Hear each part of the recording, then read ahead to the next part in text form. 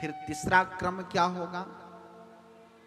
जब इस परिस्थिति से जब वह जीव गुजरेगा, तो जब वह भगवत धाम में, वृंदावन, अयोध्या, काशी, मथुरा इत्यादि में जब वह जाए और जाकर के वहां के रज को लेकर के अपने ऊपर लगा ले, उसी समय उसका हृदय साफ हो जाएगा, उसका मन साफ हो जाएगा।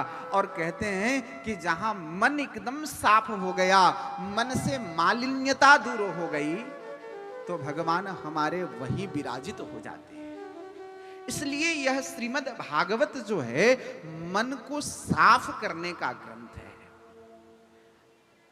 जो लोग भी श्रीमद् भागवत कथा का आश्रय लेते हैं, यह कथा उनके मन को साफ कर देती है, उनके मन से मालिन्यता को दूर कर देती है, उनके मन से राग, द्वेष, मात्सर्य, मद, मोह, इन सब को यह कथा दूर कर देती है। इसलिए यह श्रीमद् भागवत की कथा मन को साफ करने की कथा है। यह श्रीमद् भागवत की कथा और क्या करती है? जाड्यम धियो हरति सिंचति वाचि सत्यम। करें कि देखो, एक कथा की बहुत बड़ी विशेषता है। बहुत सारे लोगों का यह प्रश्न होता है कि देखो, कथा में जाकर के और हम 3 घंटा बैठे, हमें क्या प्राप्त होगा? हमारा समय तो व्यर्थ ही जाएगा। आचार्य संत कहते हैं, हमारे शास्त्र कहते हैं कि देखो, यदि सत्संग में आए, कथा में आए, आपने अपने जीवन में कथा का आश्रय ले लिया, हरि नाम का आश्रय ले लिया, तो आपके जीवन में एक परिवर्तन आ जाएगा। जाड्यम धियः हरति सिंचति वाचि सत्यम। आप यदि कथा में आने लगे, हरि संकीर्तन में जाने लगे, भगवान के चरणों में आपकी प्रीति हो गई, तो एक काम आपके जीवन में हो जाएगा। वो काम यह होगा कि आप झूठ बोलना बंद कर देंगे। आपके जिह्वा पर सत्य का वास हो जाएगा, आप सत्य बोलना आरंभ कर दोगे, आप झूठ बोलने से अपने जीवन में दूरी बना लोगे। यह श्रीमद् भागवत की कथा प्रथम करती है। दूसरा कार्य यह क्या करती है कथा? जाड्यम धियः हरति सिंचति वाचि सत्यम। कहते हैं कि एक कथा एक काम और करती है। क्या करती है? तो जाड्यता को दूर कर देती है।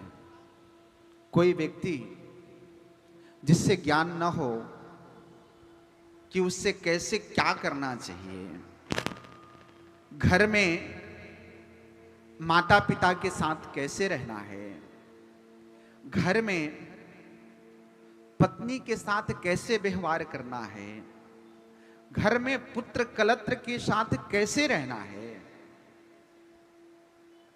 यह भी भागवत की कथा सिखाती है।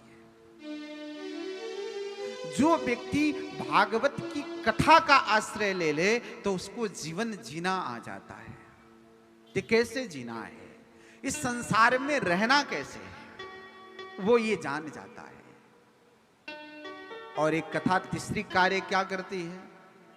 जाड्यम धियः हरति सिंचति वाचि सत्यम मन्नोन्नतिम दिशति पापमपाकरोति।